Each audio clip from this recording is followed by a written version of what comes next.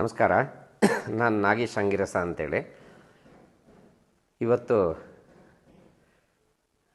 ಬೆಳಗೊಳ ಆಶೀರ್ವಾದ enterprises B S ದುಗ್ಗಪ್ಪಗೌಡರವರ ಒಂದು ವ್ಯಾವಹಾರಿಕ ದೃಷ್ಟಿಕೋನಗಳು ಮತ್ತು ಸಾಧನೆಯ ಕುರಿತು ಅನಿಸಿಕೆಯನ್ನು ಹೇಳಬೇಕಂತ ಕೇಳಿದ್ರ ಮೇರೆಗೆ ನಾನೆಲ್ಲ ಕೆಲಸವನ್ನು ಬದಿಗೊತ್ತು. ಅದಕ್ಕೋಸ್ಕರ ಬಹುಶಃ ಒಂದು 35 ಕಿಲೋಮೀಟರ್ ದೂರದಿಂದ ಬಂದಿದ್ದೀನಿ. ಇದು ನನ್ನ ಕರ್ತವ್ಯನೂ ಸಹ. ಯಾಕೆಂತ ಹೇಳಿದರೆ 98 ಹೆಚ್ಚು ಕಡಿಮೆ 95-98ರ ದಶಕ ಅಂತ ಹೇಳ್ಬೋದು. ಆ ಟೈಮಲ್ಲಿ ನಾವು ಪರಸ್ಪರ ಪರಿಚಯ ಆದರು. ಅವತ್ತು ನಾನೊಂದು ಕಷ್ಟಪಟ್ಟು ಒಂದು ಮನೆ ಕಟ್ತಾಯಿದ್ದೆ. ಫಸ್ಟ್ ನನಗೊಂದು ಮನೆಗೆ ಒಂದು ಫರ್ನಿಚರನ್ನು ಸಪ್ಲೈ ಮಾಡಿದರು ಅವತ್ತು ದುಗ್ಗಪ್ಪಣ್ಣ. ಆಮೇಲೆ ಬೇರೆ ಸಾಮಾಜಿಕವಾದ ದೃಷ್ಟಿಕೋನಗಳಿಂದ ಬೇರೆ ಬೇರೆ ಕೆಲಸಗಳಿಂದ ನಾವು ಹತ್ತಿರ ಆಗ್ತಾ ಬಂದು ನಾನು ಭಾಳ ಆಶ್ಚರ್ಯದಿಂದ ಅವ್ರನ್ನ ಗಮನಿಸ್ತಿದ್ದೇನೆ. ಇದೀಗ ಅವ್ರಿಗೆ ನಾನು ಸರ್ಟಿಫಿಕೇಟ್ ಕೊಡಬೇಕಾದ್ರೆ ಬಹುಶಃ ನಾನೊಂದು 35 ವರ್ಷದ ಇದನ್ನು ನಾನು ಗಮನಿಸಿ ಅವರನ್ನು ಇವತ್ತು ನಾನು ಸರ್ಟಿಫಿಕೇಟ್ ಕೊಡ್ತಿದ್ದೇನೆ ಅವರಿಗೆ. ಯಾಕೆ ಅಂತ ಹೇಳಿದರೆ, ಒಂದು ಸಾಧಾರಣ ಒಕ್ಕಲಿಗ ಕುಟುಂಬ. ಇವ್ರ ತಂದೆ ಗೇಣಿ ಜಮೀನು ಮಾಡ್ಕೊತಿದ್ದಂಥ ಒಂದು ಫ್ಯಾಮಿಲಿ. 5-6 ಜನ ಮಕ್ಕಳಲ್ಲಿ ಇವರು ಕೊನೆಯ ಮಗ. ಮನೆಯಲ್ಲಿ ಆಸ್ತಿ ಇಲ್ಲ, ಬರೀ ಗದ್ದೆಗಳು. ಏನೋ ಕಷ್ಟಪಟ್ಟು ವಿದ್ಯಾಭ್ಯಾಸ ಮಾಡಿದರು, ಡಿಗ್ರಿ ಕೈಗೆ ಬಂತು, ಮುಂದೇನಿನ್ನ ಭವಿಷ್ಯದ ಕಲ್ಪನೆ ಇಲ್ಲ. ಆ ಒಂದು ಸ್ಟೇಜಲ್ಲಿ ಅಥವಾ ಆ ಒಂದು ಸ್ಥಿತಿಯಲ್ಲಿ ಒಂದು ಫ್ಯಾಮಿಲಿ ಬ್ಯಾಕಿಂಗ್ ಇಲ್ಲ, ಜೇಬಲ್ ದುಡ್ಡಿಲ್ಲ. ಎರಡನೇದಾಗಿ ಉನ್ನತವಾದ ವಿಚಾರಗಳನ್ನು ತುಂಬುವಂಥ ದೃಷ್ಟಿಕೋನಗಳಿಲ್ಲ. ಅದನ್ನು ಗಳಿಸ್ಕೊಳ್ಬೇಕು ಇವರು. ಏನು ಮಾಡಬೇಕು? ಸಾಧಾರಣ ಜನಗಳು ಯಾವುದೋ ಒಂದು ಸಣ್ಣ ಉದ್ಯೋಗ ಆರಿಸಿ ಎಲ್ಲೋ ಒಂದು ಕಡೆ ಸೆಟ್ಲ್ ಹಾಕಿ ನೋಡ್ತಿದ್ರು. ಇವರ ಎಂಟ್ರಪ್ರಿನರ್ಶಿಪ್ ನಾನು ಹೇಳ್ತಿರೋದು. ಬಹುಶಃ 90ರ ದಶಕದಲ್ಲಿ ಇವರು ತುಂಬ ಬೆಂಗಳೂರೆಲ್ಲ ಹೇಳಿದರು. ಬೆಂಗಳೂರಲ್ಲಿ ಜ್ಯೂಸ್ ಅಂಗಡಿ ನಡೆಸಿದರು. ಅದೇ ಟೈಮಲ್ಲಿ ಮದುವೆ ಆಯಿತು ಅವರಿಗೆ. ಅವರ ಶ್ರೀಮತಿ ಭಾಗ್ಯಕ್ಕನವರು ಭಾಗ್ಯ ದುಗ್ಗಪ್ಪಗೌಡರು ಹೇಳಿದರು. ಅವರು ಸಹ ಅತ್ಯಂತ ಸಾತ್ವಿಕ ಮತ್ತು ಬೆಂಬಲ ಕೊಡ್ತಿರ್ತಕ್ಕಂಥ ಹೆಣ್ಣುಮಗಳು. ಅವರಿಬ್ಬರು ಎದುರಿಸಿದ ರೀತಿ. ಆನಂತರ ಇಲ್ಲಿ ಬಂದು ಸಣ್ಣದಾಗಿ ಒಂದು ಫರ್ನಿಚರ್ ಮಳಿಗೆಯನ್ನು ತೆರೆದರು. ಅದು ಆವತ್ತಿನ ಕಾಲಕ್ಕೆ ಅದು ಹೆಚ್ಚು ಒಂಥರ ಅಪ್ರಸ್ತುತ ಅಂತ ಹೇಳ್ಬೋದು. ಯಾಕೆಂತ ಹೇಳಿದರೆ, ಅಂಥ ಒಂದು ಹಳ್ಳಿ ಆಚಾರಗಳೇ ಕೆಲವರು ಇರ್ತಿದ್ರು, ಅವರವರೇ ಮಾಡ್ಕೊಳ್ಳುವಂಥ ಕಾಲ. ಇನ್ನು ಪೇಟೆಯಲ್ಲಿ ತುಂಬ ಶ್ರೀಮಂತ ವರ್ಗ. ಅವರಿಗೆ ಈ ಚಿಕ್ಕಮಗಳೂರು, ಕೊಪ್ಪ ಇದೆಲ್ಲ ಕಾಣ್ತಾನೆ ಇರಲಿ. ಏನಿದ್ರು ಬೆಂಗಳೂರು, ಮಂಗಳೂರು, ಶಿವಮೊಗ್ಗ ಆರ್ಡ್ರ್ ಕೊಟ್ಟು ತರಿಸೋರು. ಒಂದು ಫರ್ನಿಚರ್ ಉದ್ಯಮವನ್ನು ಜನಗಳ ನಡುವೆ ತಗೊಂಡು ಹೋಗ್ಬೇಕು ಅಂದರೆ ಅಷ್ಟು ಕಷ್ಟ ಇದ್ದಂಥ ಸನ್ನಿವೇಶದಲ್ಲಿ ಇವರು ಕೈ ಹಾಕಿದರು. ಹಂತದಲ್ಲಿ ಇವರು ಡೋರ್ ಡೆಲಿವರಿ ಕೊಟ್ಟರು. ಹೋಗಿ ಮನೆಗೆ ಹೋಗಿ ಎಲ್ಲಿ ಮನೆ ಕಟ್ತಾ ಇದ್ದಾರೆ, ಯಾರಿಗೆ ಅಗತ್ಯ ಇದೆ ಅವ್ರನ್ನ ಬುಕ್ ಮಾಡಿಕೊಂಡು ಅವರಿಂದ ಆರ್ಡ್ರ್ ತಗೊಂಡು ಸಪ್ಲೈ ಮಾಡಿ, ತಾನೇ ತಯಾರು ಮಾಡಿ ಅಥವಾ ಬೇರೆ ಕಡೆಯಿಂದ ತರಿಸ್ಕೊಂಡು ಜನಗಳ ವಿಶ್ವಾಸವನ್ನು ಗಳಿಸ್ಕೊಂಡು ನಿಧಾನವಾಗಿ ಹಂತವಾಗಿ ಒಂದು ಆಶೀರ್ವಾದ ಎಂಟರ್ಪ್ರೈಸಸ್ಸನ್ನು ಬೆಳೆಸ್ತಾ ಬಂದರು. ಆ ನಂತರದಲ್ಲಿ ಇವರ ಕಲ್ಪನೆ ಜೊತೆಗೆ ನಾನು ಇವರನ್ನು ಇಷ್ಟಪಟ್ಟಿದ್ದು ಯಾಕೆ ಅಂತ ಹೇಳಿದರೆ, ಬರೀ ಇವರ ಒಂದು ವ್ಯಾವಹಾರಿಕ ದೃಷ್ಟಿಕೋನ ನೋಡಲಿಲ್ಲ, ಇವರ ಅಗಾಧ ಚಿಂತನೆ ಮತ್ತು ಅಧ್ಯಯನ ಇತ್ತು ಅವರ ಹತ್ರ. ನಾನು ತುಂಬ ಆಶ್ಚರ್ಯ. ಪ್ರತಿಯೊಂದು ಪುಸ್ತಕ ಇರ್ಬೋದು, ಪತ್ರಿಕೆಗಳನ್ನಿರ್ಬೋದು, ಅಧ್ಯಯನ ಮಾಡೋರು, ಚರ್ಚೆ ಮಾಡೋರು. ಶಿಕ್ಷಣದ ಬಗ್ಗೆ ಒಂದು ಅಮೆರಿಕದ ಹಿಂದಿನ ಒಬ್ಬರು ಅಧ್ಯಕ್ಷರು ಅಬ್ರಹಾಂ ಲಿಂಕನ್ ಒಂದು ಮಾತು ಇನ್ನೂ ಜ್ಞಾಪಕ ಇದೆ. ಒಂದು ದೇಶದ ಭವಿಷ್ಯ ನಿರ್ಮಾಣ ಆಗಬೇಕು ಅಂತ ಹೇಳಿದರೆ ಆ ದೇಶದ ಶಾಲೆಯ ತರಗತಿಗಳಲ್ಲಿ ಅಂತ. ನನಗೆ ಇವರು ಶಿಕ್ಷಣದ ಆ ಮಕ್ಕಳ ಬಗ್ಗೆ ಕೊಟ್ಟಿರ್ತಕ್ಕಂಥ ಕಾನ್ಸಂಟ್ರೇಷನ್ನು, ಬೆಂಬಲ ಮತ್ತು ಶಿಕ್ಷಣದಲ್ಲಿ ಅಮೂಲಾಗ್ರ ಬದಲಾವಣೆ ಆಗಬೇಕು ಅನ್ನೋ ಅವ್ರ ನೀತಿ. ಒಬ್ಬ ಸಾಮಾನ್ಯ ಡಿಗ್ರಿ ಹೋಲ್ಡ್ರು, ಒಬ್ಬ ಒಕ್ಕಲಿಗ ಯುವಕ. ನಮಗೆ ಇವರು ನನಗಿಂತನೂ ಚಿಂತೆ ಏನಿದೆ ಇವ್ರ ಹತ್ರ ಅಂತ ನನಗೆ ಅವತ್ತೇ ಅನಿಸಿತ್ತು. ಆ ನಿಟ್ಟಲ್ಲೇ ಇವರು ಜೊತೆ ಬಂದಂಥ ಲಾಭಾಂಶದಲ್ಲಿ ಸಮಾಜಮುಖಿ ಕೆಲಸಗಳನ್ನು, ಯಾವ ಕ್ಷೇತ್ರ ಅಂತಿಲ್ಲ, ಎಲ್ಲದನ್ನು ಮಾಡಿ ಮುಗಿಸಾಗಿ. ನಮ್ಮಂಗೆ ನಾವೆಲ್ಲ ಇವತ್ತು ಸಮಾಜ ಕೆಲಸ ಮಾಡಿ ಇವತ್ತು ಮೇಲೆ ನೋಡ್ತಾ ಕೂತಿದ್ದೀವಿ. ಆ ಥರ ದುಗ್ಗಪ್ಪಣ್ಣ ಹಂಗಲ್ಲ ಮುನ್ನುಗ್ಗಿದ್ರು. ಬೇರೆ ತನ್ನ ಸ್ವಂತ ಗಳಿಕೆಯನ್ನು ಹಣವನ್ನು ಸಾಮಾಜಿಕ ಉದ್ದೇಶಗಳಿಗೆ ಬಳಸಿ ಒಂದು ಸಂಸ್ಥೆಯನ್ನು ಸಮಾಜಮುಖಿಯಾಗಿ ಕಟ್ಟಿದರು. ಒಂದು ತಲೆಮಾರು, ನಾನು ಹೇಳ್ತಿರೋದು ಇಲ್ಲಿ ವ್ಯವಹಾರ ಯಾವುದೇ ಸಂಸ್ಥೆಯ ಅಥವಾ ಯಾವುದೇ ಒಂದು ಮನೆತನದ ಇವತ್ತಿನ ಯುವಕರಿಗೆ ಅವ್ರ ಮುತ್ತಜ್ಜ ಯಾರು ಕೇಳಿದರೆ ಗೊತ್ತಿಲ್ಲ. ಆದರೆ ಅವ್ರ ಅಜ್ಜ, ಮುತ್ತಜ್ಜ, ಅಪ್ಪಂದರೆಲ್ಲ ಬಡತನದಲ್ಲಿ ಅರ್ಧಂಬರ್ಧ ಊಟ ಮಾಡಿಕೊಂಡು ಮುಂದಿನ ತಲೆಮಾರಿಗೆ ಬೇಕು ಅಂತ ದೀರ್ಘ ದೃಷ್ಟಿಕೋನದಲ್ಲಿ ಕಟ್ಟಿದ್ರಿಂದ ಇವತ್ತು ಇವರೆಲ್ಲ ವೈಭವ ಜೀವನ ನಡೆಸ್ತಿದ್ದಾರೆ. ಇವತ್ತು ದುಗ್ಗಪ್ಪಣ್ಣ ಅಷ್ಟು ಶ್ರಮಪಟ್ಟು ಒಂದು ಸಂಸ್ಥೆಯನ್ನು ಹುಟ್ಟುಹಾಕಿ ಅದರಲ್ಲಿ ಯಶಸ್ವಿ ಆಗ್ತಾ ಬಂದರು. ಇವತ್ತು ನೀವು ಬೆಂಗಳೂರಿನಲ್ಲಿ ಏನು ತಂತ್ರಜ್ಞಾನ ಸಿಗುತ್ತೋ, ಫರ್ನಿಚರ್ ಇರ್ಬೋದು ಅಥವಾ ಹೌಸ್ ಡೆಕೋರೇಷನ್, ಇಂಟೀರಿಯರ್ ಡೆಕೋರೇಷನ್ ಏನಿರ್ಬೋದು, ಇವತ್ತು ನೀವು ಬೆಂಗಳೂರಿನಲ್ಲಿ ಏನು ಎಕ್ಸ್ಪೆಕ್ಟ್ ಮಾಡ್ತೀರೋ ಅದು ದುಗ್ಗಪ್ಪಣ್ಣನ ಕೈನಿದೆ. ಅದು ಅವರ ಆಧುನಿಕ ತಂತ್ರಜ್ಞಾನ. ನಾವೇನು ನರೇಂದ್ರ ಮೋದಿಯವರು 2014ರಲ್ಲಿ ಒಂದು ಕರೆ ಕೊಟ್ಟರು, ಆತ್ಮನಿರ್ಭರ ಭಾರತ ಅಂತ. ಅಂದರೆ ಆತ್ಮನಿರ್ಭರ ಭಾರತ ಅಂದರೆ ಭಾರತ ಆತ್ಮನಿರ್ಭರ, ಪ್ರತಿಯೂ ಹಳ್ಳಿಯೂ ಆತ್ಮನಿರ್ಭರ ಆದವಾಗ ಅದು ಭಾರತ ಅಂತೇಳಿ. ಹಳ್ಳಿಯಲ್ಲೇ ಇವತ್ತು ನಮಗೆ ಬೇಕಾದಂಥ ವ್ಯವಸ್ಥೆ ನಾವು ನಿರ್ಮಾಣ ಮಾಡ್ಕೊಳ್ಳೋಕ್ಕೆ ಶಕ್ತಿ ಬಂತು ಅಂತ ಹೇಳಿದರೆ ಇದು ಭಾರತದ ಅಭ್ಯುದಯ ಅಥವಾ ಭಾರತದ ಬೆಳವಣಿಗೆ.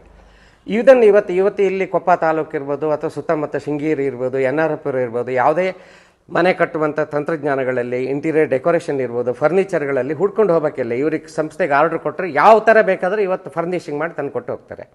ಇದು ಬೆಳವಣಿಗೆ. ಆಮೇಲೆ ಇನ್ನೊಂದು ಹೇಳಿದ್ದು, ಅವನ ಮಗನನ್ನು ಸಂಸ್ಥೆಯಲ್ಲಿ ತೊಡಸ್ಕೊಂಡ್ರು. ಮಗನಿಗೆ ಒಳ್ಳೆ ಶಿಕ್ಷಣ ಕೊಡೋದ್ರ ಜೊತೆಗೆ ತನಗೆ ಉತ್ತರಾಧಿಕಾರಿಯಾಗಿ ಒಂದು ಸಂಸ್ಥೆಯನ್ನು ನೆರವೇರಿಸ್ಕೊಡೋ ಜವಾಬ್ದಾರಿ ನಿಂದು ಅಂತ ಅವನಿಗೆ ಫುಲ್ ಸ್ವಾತಂತ್ರ್ಯ ಕೊಟ್ಟು ತನ್ನ ನಂತರ ಬೆಳಿಬೇಕಂತ, ತಲೆಮಾರಿಂದ ಒಂದು ಸಂಸ್ಥೆ ಬೆಳಿಬೇಕು ಅನ್ನೋ ಕಲ್ಪನೆ ಹುಟ್ಟು ಹಾಕಿದವನಿಗಿರಬೇಕು. ದುಡ್ಡಲ್ಲ. ಇವತ್ತಿನ ಜನಗಳಿಗೆ ಏನು ಆ ದುಡ್ಡು ನೀವು ಯಾರು ಬೀಳ್ತಾರೋ ಅವನ ಹಿಂದೆನೇ ದುಡ್ಡು ಅವನಿಗಾಗುತ್ತೆ, ದುಡ್ಡಿನಿಂದನೇ ಅವನು ಹೋಗ್ಬಿಡ್ತಾನೆ. ಇದಂಗಲ್ಲ. ಒಂದು ದೀರ್ಘ ದೃಷ್ಟಿಕೋನದಲ್ಲಿ ಒಂದು ವ್ಯವಸ್ಥೆನ ಬೆಳೆಸಬೇಕು ಅಂದವಾಗ ಅಲ್ಲಿ ತ್ಯಾಗ ಕೇಳುತ್ತೆ, ಸಮಾಧಾನ ಕೇಳುತ್ತೆ, ಆಮೇಲೆ ಮೌಲ್ಯ ಕೇಳುತ್ತೆ. ಮೌಲ್ಯ ಅನ್ನೋದು ವ್ಯವಹಾರದಲ್ಲಿ ಹಣಕಾಸಲ್ಲಿ ಮೌಲ್ಯ ಉಳಿಸ್ಕೊಂಡು ಹೋಗೋದು ತುಂಬ ಕಷ್ಟ ಇದೆ. ಅದರಲ್ಲಿ ಇವರೆಲ್ಲ ಯಶಸ್ವಿಯಾಗಿದ್ದಾರೆ. ಆ ಕಾರಣಕ್ಕೆ ನಾವು ಅವರಿಗೆ ಬೆಲೆ ಕೊಡೋದು. ಇವತ್ತು ಇಂಥ ಒಂದು ಫರ್ನಿಚರ್ ಸಂಸ್ಥೆಯನ್ನು ಇಷ್ಟು ದೊಡ್ಡದಾಗಿ ಬೃಹದಾಕಾರವಾಗಿ ಬೆಳೆಸಬೇಕು ಅಂತ ಹೇಳಿದರೆ ಅದು ಕೊಪ್ಪದಂಥ ಬೆಳಗೊಳದಂಥ ಒಂದು ಗ್ರಾಮದಲ್ಲಿ ಇದು ಒಂದು ಸೃಜನಶೀಲ ತಾಕತ್ತು ಅಂತ ಹೇಳ್ಬೋದು ನಾವು. ಸಮಾಜ ಇದನ್ನ ಗಮನಿಸಬೇಕು. ಈ ರೀತಿ ದುಡಿಯುವಂಥ ವ್ಯಕ್ತಿಗಳಿಗೆ ಪ್ರೋತ್ಸಾಹ ಕೊಡಬೇಕು. ಅಟ್ಲೀಸ್ಟ್ ಒಂದು ಒಳ್ಳೆ ಮಾತು ಎರಡು ಗೌರವ ಕೊಡುವುದು ಕಲಿಬೇಕು. ಆವಾಗ ಸಮಾಜ ಬೆಳೆಯುತ್ತೆ, ದೇಶ ಬೆಳೆಯುತ್ತೆ, ಗ್ರಾಮ ಬೆಳೆಯುತ್ತೆ. ಏನೋ ಮೇಲ್ ಬಂದ ಅಂದ್ಕೂಡಲೇ ಎಲ್ಲರೂ ಅಪೇಕ್ಷೆ ಪಡೋದು ಏನು ಅಂತ ಹೇಳಿದರೆ ಅವನು ಯಾವುದೋ ವಾಮ ಮಾರ್ಗ ಹಿಡಿದಿದ್ದಾನೆ, ಅನೈತಿಕ ವ್ಯವಹಾರ ಹಿಡಿದಿದ್ದಾನೆ. ಇದನ್ನೇ ಫಸ್ಟ್ ನೋಡೋದು. ಯಾಕೆಂತ ಹೇಳಿದರೆ ಸಮಾಜ ಆ ಥರ ಇದೆ. ಇವತ್ತು ನಾನು ಹೇಳೋದು, ಬಡವರಿಗೆ ಯಾವನೊಬ್ಬ ಮೇಲ್ ಬಂದ ಅಂದ್ಕೊಳ್ಳಿ ಅವನಿಗೆ ಸನ್ಮಾನ ಮಾಡಬೇಕು ಅಂತ. ಯಾಕೆ ಅಂತ ಹೇಳಿದರೆ ಒಬ್ಬ ವ್ಯಕ್ತಿ ಶ್ರೀಮಂತ ಆಗಬೇಕು ಅಂದರೆ ಅವನು ಒಂದಾಗ ಗಂಧ ಕಡಿಬೇಕು, ಇಲ್ಲದೇ ಮರಳು ಮಾರಬೇಕು, ಇಲ್ಲದೇ ಕಲ್ಲು ಹೊಡಿಬೇಕು, ಇಲ್ಲ ಅಂದರೆ ಕಳ್ಳನಾಟ ಮಾಡಬೇಕು, ಇಲ್ಲದೇ ಇದ್ರೆ ರಾಜಕಾರಣಿಗಳ ಜೊತೆಗೆ ಸೇರಿ ಅಣ್ಣ ಅಣ್ಣ ಅಂತ ಹುಜೂರು ಅಂದ್ಕೊಂಡು ದುಡ್ಡು ಹೊಡಿಬೇಕು. ಆವಾಗ ಮಾತ್ರ ದುಡ್ಡು ಮಾಡೋಕ್ಕಾಗತ್ತೆ ಅಂತ. ಸ್ವತಃ ಕಷ್ಟಪಟ್ಟು ಸಹಿತ ಒಬ್ಬ ಶ್ರೀಮಂತ ಆಗ್ಬೋದು, ಮೌಲ್ಯ ಉಳಿಸಿ ಒಳ್ಳೆ ವ್ಯಕ್ತಿ ಆಗ್ಬೋದು, ತನ್ನ ಜೊತೆಗೆ 10 ಜನ ಬೆಳೆಸ್ಬೋದು ಅಂತೇಳಿ ತೋರಿಸುವಂಥ ವ್ಯಕ್ತಿಗಳಿದಾರಲ್ಲ, ಅವರು ಇವತ್ತು ಸಮಾಜಕ್ಕೆ ನಿಜವಾಗ್ಲೂ ಆದರ್ಶ.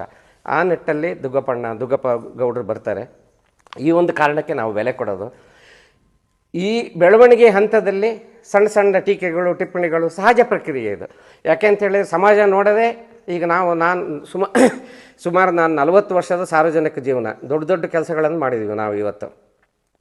ಆದರೆ ಫಸ್ಟು ಎಕ್ಸ್ಪೆಕ್ಟ್ ಮಾಡೋದು ಯಾವುದೇ ನಾವು ಹೋದ್ರೂ ಇದ್ರೆ ಈ ಕೆಲಸ ಮಾಡಿದ್ರಿಂದ ಅವ್ರಿಗೇನು ಲಾಭ ಇದೆ ಅಂತ. ಅಂದರೆ ಸಮಾಜಕ್ಕೆ ಬಂದು ಹೋಗಿ ನಮ್ಮನ್ನು ಆಳಿದಂಥ ರಾಜಕಾರಣಿಗಳು 2 ತಲೆಮಾರಿನವರು ಲಾಭ ಇದ್ದರೆ ಕೆಲಸ ಮಾಡು, ಇಲ್ಲದೇ ಇದ್ದರೆ ಬೊಗಳೆ ಹೊಡ್ಕೊಂಡು ದುಡ್ಡು ಮಾಡು ಅಂತ ಕಲಿಸ್ಕೊಟ್ರು ಬಿಟ್ಟರೆ ಒಳಗಡೆ ಒಂದು ಮೌಲ್ಯ ಇದೆ, ನಿನ್ನ ಮೌಲ್ಯದಲ್ಲಿ ಬದುಕಿ ಜೀವನವನ್ನು ಸಾರ್ಥಕ ಮಾಡಿ ನಿನ್ನ ಮಕ್ಕಳನ್ನು ತಯಾರು ಮಾಡಿಟ್ಟು ಹೋಗಂತ ಹೇಳ್ಕೊಡ್ಲೇ ಇಲ್ಲ. ನಮ್ಗೆ ಯಾರು ಐಕಾನ್ಗಳು? ಲಾಲ್ ಬಹದ್ದೂರ್ ಶಾಸ್ತ್ರಿ ಹೋದ್ಮೇಲೆ ನಮ್ಮ ದೇಶದಲ್ಲಿ ಯಾರೂ ಐಕಾನೇ ಸಿಕ್ಕಲಿಲ್ಲ.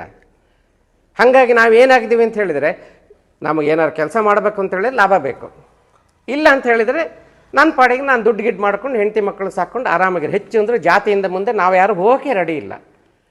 ಈ ಹಂತದಲ್ಲಿ ಬೆಳವಣಿಗೆಯ ಜೊತೆಗೆ ಟೀಕೆ ಟಿಪ್ಪಣಿಗಳು ಸಹಜವಾದ ಪ್ರಕ್ರಿಯೆ. ಇದನ್ನೆಲ್ಲ ದಾಟಿ ಈ ಸಂಸ್ಥೆ ಬೆಳೆದಾಗಿದೆ.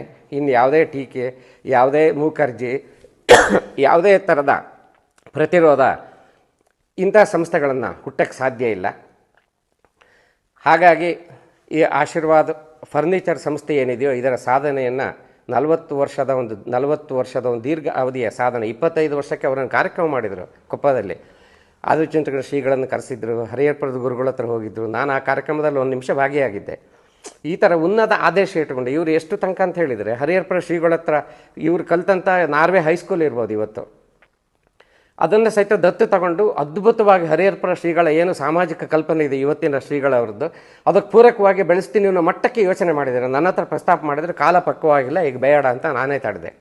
ಆ ಥರ ಚಿಂತನೆ, ಮೌಲ್ಯ, ದೇಶ ಕಟ್ಟಬೇಕು, ಸಮಾಜ ಕಟ್ಟಬೇಕು, ತನ್ನ ಕುಟುಂಬವನ್ನು ಸಮರ್ಪಣೆ ಮಾಡಿ ಅದೇ ಥರ ಬದುಕಿಸ್ಬೇಕು ಅನ್ನೋ ಕಲ್ಪನೆ ಇಟ್ಟು ಬದುಕುವಂಥ, ಹಣ ಇದ್ದು ಬದುಕುವಂಥ. ಈಗ ಯಾಕೆಂತೇಳಿ ನಾವೆಲ್ಲ ನೀತಿ ಹೇಳ್ತೀವಿ, ಯಾಕೆ ನಮ್ಮ ಹತ್ರ ಹಣ ಇಲ್ಲ, ನಮ್ಮ ಹತ್ರ ದುಡ್ಡು ಕೊಟ್ಟು ನೋಡ್ಬೇಕು, ಅವಾಗ ನಾವು ಇದೇ ಮಾತಾಡಿದರೆ ಅವತ್ತು ಕರೆಕ್ಟ್. ಹಂಗಲ್ಲ, ದುಡ್ಡು ಆದಮೇಲೆ ಸಹಿತ ಮೌಲ್ಯದಲ್ಲಿ ಬದುಕೋದಿದೆಯಲ್ಲ, ಇದು ತಪಸ್ಸು ಅಂತ ಹೇಳ್ಬೋದು. ಈ ಥರ ವ್ಯಕ್ತಿಗಳು ಜಾಸ್ತಿ ಬಂದಷ್ಟು ಸಮಾಜಕ್ಕೆ ಆರೋಗ್ಯಕರವಾದ ಸಮಾಜ ನಿರ್ಮಾಣ ಆಗುತ್ತೆ. ದುಡಿಬೇಕು. ಇವತ್ತು ಪ್ರತಿ ವ್ಯಕ್ತಿ ಆರ್ಥಿಕವಾಗಿ ಸದೃಢ ಆದರೆ ಮಾತ್ರ ನಾವೇನಾದ್ರು ದೇಶ ಕಟ್ಟಕ್ಕೆ ಸಾಧ್ಯ. ಅದಲ್ಲದೆ ನಾವು ಬರೀ ಭಾಷಣ ಮಾಡ್ಕೊಂಡು ಒಣ ಭಾಷಣಗಳಿಂದ ಅಥವಾ ಏನೋ ಸಾಮಾಜಿಕವಾಗಿ ಇನ್ನೇನೋ ಮಾಡ್ತೀನಿ ಅಂತ ಹೋದರೆ ಸಾಧ್ಯ ಇಲ್ಲ. ಫಸ್ಟ್ ತಾನು ಗಟ್ಟಿ ಆಗಬೇಕು. ಈ ನಿಟ್ಟಲ್ಲಿ ವೈಯಕ್ತಿಕವಾಗಿ ಒಬ್ಬ ಸಾಧಾರಣ ಕುಟುಂಬದ ವ್ಯಕ್ತಿ ಇವತ್ತು ಸದೃಢವಾಗಿ ನಿಂತಿದ್ದಾರೆ. ಜೊತೆಗೆ ತನ್ನ ಸಂಸ್ಥೆಯನ್ನು ಕಟ್ಟಿ ಬೆಳೆಸಿದ್ದಾರೆ. ಇದು ಮುಂದೆ 100 ವರ್ಷ ಬದುಕಿ ಬಾಳುತ್ತೆ. ಯಾವತ್ತೂ ದುಗ್ಗಪ್ಪಗೌಡರು ಅವರ ಹೆಸರು ಚಿರಸ್ಥಾಯ, ಭಾಗ್ಯ ದುಗ್ಗಪ್ಪಗೌಡರ ಹೆಸರು ಚಿರಸ್ಥಾಯ ಆಗಿರುತ್ತೆ ಬೆಳಗೊಳದಲ್ಲಿ. ಇದು ಸಾಧನೆ. ಹಾಗಾಗಿ ಟೀಕೆ ಟಿಪ್ಪಣಿಗಳಿಗೆ ಕಿವಿ ಕೊಡಬೇಡಿ, ಮೂಕರ್ಜಿಗಳಿಗೆ ಕಿವಿ ಕೊಡಬೇಡಿ. ಸರ್ಕಾರದ ಏನಾದ್ರು ಸಮಸ್ಯೆ ಬಂದವಾಗ ಅಧಿಕಾರಿಗಳು, ಒಳ್ಳೊಳ್ಳೆ ಅಧಿಕಾರಿಗಳು ಇವತ್ತು ಪೂರ್ತಿ ರಾಜಕಾರಣಿ. ಮತ್ತು ಇನ್ನೊಂದು ಅವರನ್ನು ನಾನು ಗಮನಿಸೋದು, ಎಲ್ಲ ರಾಜಕಾರಣಿಗಳು ಅವರನ್ನು ಮುಟ್ಟಿ ಹೋಗಿದ್ದಾರೆ, ಯಾರಿಗೂ ಅವರು ಅಡಿಯಾಳಾಗಿಲ್ಲ. ಆ ಕಾರಣಕ್ಕೆ ನಾನು ಅವ್ರಿಗೆ ಬೆಲೆ ಕೊಡ್ತಿರೋದು. ಎಲ್ಲ ರಾಜಕಾರಣಿಗಳು ಅವ್ರನ್ನ ಬಳಸ್ಕೊಂಡಿದ್ದಾರೆ, ಎಲ್ಲ ಪಕ್ಷದವರು ಬಳಸ್ಕೊಂಡಿದ್ದಾರೆ, ಎಲ್ಲ ಸಂಘಟನೆಗವರು ಬಳಸ್ಕೊಂಡಿದ್ದಾರೆ, ಯಾರಿಗೂ ಅವರು ಅಡಿಯಾಳಾಗಿಲ್ಲ, ಕಳೆದು ಹೋಗಿಲ್ಲ. ಇವತ್ತು BS ದುಗ್ಗಪ್ಪಗೌಡರು ಏನು ಮಾಡಿದೆ, ದುಗ್ಗಪ್ಪಗೌಡರಾಗೇ ಉಳಿದಿದ್ದಾರೆ. ಈಗ ನಾವೆಲ್ಲ ಅದೇ ಕಾರಣಕ್ಕೆ ಇವತ್ತು ಪ್ರಸ್ತುತವಾಗಿರೋದು. ಇವತ್ತು ನಾವೊಂದೇನು ಮಾತಾಡಿದರೆ ಅಥವಾ ಏನೊಂದು ವಿಚಾರ ಎತ್ತಿದರೆ ಯಾಕೆ ಸಮಾಜ ಗಮನ ಸೆಳೆಯುತ್ತೆ, ಸರ್ಕಾರ ಯಾಕೆ ನಮಗೆ ಯೋಚನೆ ಮಾಡೋಂಗೆ ನೋಡುತ್ತೆ ಅನ್ನೋ ಕಾರಣ ನಾವು ಇಂಡಿವಿಜುವಲಾಟಿ ಕಳ್ಕೊಂಡಿಲ್ಲ. ಏನು ಸಾಧನೆ ಮಾಡದೇ ಇದ್ರು ಯಾರದ್ದೋ ಭಾಗವಾಗಿ ಕಳೆದು ಹೋಗಿಲ್ಲ. ಆ ನಿಟ್ಟಲ್ಲಿ ಮುಂದಿವಸ ದುಗ್ಗಪ್ಪಗೌಡರ ಇನ್ನೊಂದು ಮುಖ ಸಮಾಜಕ್ಕೆ ಬೇಕು. ಒಳ್ಳೆಯ ಸಮಾಜ ನಾವು ಕಟ್ಟಬೇಕು, ರಾಜಕೀಯ ಶುದ್ಧೀಕರಣ ಆಗಬೇಕು. ಶ್ರೀಮಂತರಿಂದ ಈಗೀಗ ಯೋಚನೆ ಮಾಡ್ತಾರೆ ನೋಡಿ, ಎಲ್ಲರೂ ಅಮೇರಿಕಕ್ಕೆ ಹೋದರು, ಅಮೇರಿಕಾದಲ್ಲಿ ಸೆಟ್ಲ್ ಆದರು, ಹಣ ಮಾಡಿದರು. ಅದೇ ಅವರು ಅಮೇರಿಕಕ್ಕೆ ನಮ್ಮ ಭಾರತೀಯರು ಹೋದವರು ಇಲ್ಲೇ ಇದ್ದಿದ್ದರೆ ರಾಜಕೀಯ ಕ್ಷೇತ್ರ ಶುದ್ಧಿ ಮಾಡಬೇಕು. ಆ ಅಮೇರಿಕ ನಮಗೇನು ಕೊಡ್ತು? ನಮ್ಮನ್ನು 50-100 ವರ್ಷ ತುಳಿತಾನೇ ಬಂತು, ಇವತ್ತಿಗೂ ತುಳಿತಾನೇ ಇದೆ. ಅದೇ ಇಸ್ರೇಲ್ ದೇಶದವರಾಗಿದ್ದರೆ ನಮಗೆ ಅಮೇರಿಕ ಬೇಡ ಅಂತ ಒದ್ದು ಹೊರಗೆ ಬರ್ತಿದ್ರು. ಈ ರೀತಿ ನಾವು ಇದ್ದು ಊರಲ್ಲಿ ಹಿಂದಿನ ನಮ್ಮ ಶ್ರೀಮಂತರುಗಳು ಏನು ಮಾಡಿದರು, ಬೆಂಗಳೂರು ಮಂಗಳೂರಲ್ಲಿ ಮಕ್ಕಳುಗಳನ್ನು ಬಿಟ್ಟರು. ಅಲ್ಲಿ ಹೋಗಿ ಅದೇ ಅವ್ರ ಊರಲ್ಲೇ ಒಂದು ಒಳ್ಳೆ ಶಿಕ್ಷಣ ಸಂಸ್ಥೆ ತಂದಿದ್ರು. ಅವರೆಲ್ಲ ಯೋಚನೆ ಮಾಡಿದರೆ ಪ್ರತಿ ಊರಲ್ಲೂ ಇವತ್ತು ಒಳ್ಳೊಳ್ಳೆ ಶಿಕ್ಷಣ ಸಂಸ್ಥೆಗಳು ನಡೀತಾ ಇತ್ತು. ನಾನು ಹೇಳ್ತಿರೋದು 50-100 ವರ್ಷದ ಹಿಂದಿನ ಮಾತು. ಹಳ್ಳಿ ಬೆಳಿಬೇಕು, ನಾವು ಎಲ್ಲ ವ್ಯವಸ್ಥೆಗಳನ್ನು ಹಳ್ಳಿಗೆ ತುಂಬಬೇಕು. ಇಲ್ಲಿಯ ಜನಗಳು ಯಾವುದೋ ಒಂದು ವಿಷಯಕ್ಕೋಸ್ಕರ ಪೇಟೆಗೆ ಹೋಗುವಂಥ ವಾತಾವರಣ ಆಗಬಾರ್ದು. ಆವಾಗಲೇ ಅದು ಮಹಾತ್ಮ ಗಾಂಧೀಜಿ ಹೇಳಿದ್ದು ಅದೇ. ಮಾರ್ಗ ಬೇರೆ ಇರ್ಬೋದು, ಅವರು ನೂಲು ತೆಗೆದು ಹೇಳಿದರು. ಆದರೆ ಇವತ್ತಿನ ಕಾಲಕ್ಕೆ ಪ್ರಸ್ತುತ ಹಳ್ಳಿಯ ಆತ್ಮನಿರ್ಭರತೆ ಪ್ರತಿ ಕ್ಷೇತ್ರದಲ್ಲಿ ಇದು ಭಾರತದ ಬೆಳವಣಿಗೆ. ಈ ನಿಟ್ಟಲ್ಲಿ ಏನು ಇಂಟೀರಿಯರ್ ಡೆಕೋರೇಷನ್ ಮತ್ತು ಫರ್ನಿಚರ್ ವ್ಯವಹಾರದಲ್ಲಿ ಆತ್ಮನಿರ್ಭರತೆಯನ್ನು ಸಾಧಿಸಿ ತಾಲೂಕಿಗೆ, ಜಿಲ್ಲೆಗೆ ಕೊಡುಗೆಯನ್ನು ಕೊಟ್ಟಿದ್ದಾರೆ ದುಗ್ಗಪ್ಪಣ್ಣ. ನಾನು ಮತ್ತೊಮ್ಮೆ ಹತ್ಪೂರ್ವಕವಾಗಿ ಅವರನ್ನು ಅಭಿನಂದಿಸ್ತೇನೆ. ಅವರ ಸಂಕಷ್ಟದ ಕಾಲಕ್ಕೆ ಅವ್ರ ಜೊತೆಗೆ ಯಾವತ್ತೂ ಇರ್ತೇವೆ. ಏನಾದರೂ ಅವ್ರ ಜೊತೆಗೆ ವ್ಯಾವಹಾರಿಕವಾಗಿ ಸಮಸ್ಯೆ ಬಂದರೂ ಸಹ ಅವ್ರನ್ನ ಎದುರಿಸೋಕ್ಕೆ ನಾವು ಅವ್ರ ಜೊತೆಗೆ ಸದಾ ಇರ್ತೀವಿ ಅಂತ ಹೇಳ್ತಾ, ನನ್ನ ಈ ಒಂದು ಅನಿಸಿಕೆ, ಪ್ರಾಮಾಣಿಕ ಅನಿಸಿಕೆಯನ್ನು ನೀವು ಯಥಾವತ್ತು ಇದನ್ನು ಸಂದರ್ಭದಲ್ಲಿ ನೋಡಿ ಸಮಾಜಕ್ಕೆ ಪ್ರಚಾರಪಡಿಸ್ಬೇಕಂತ ಕೇಳ್ಕೊಳ್ತೇನೆ. ನಮಸ್ಕಾರ.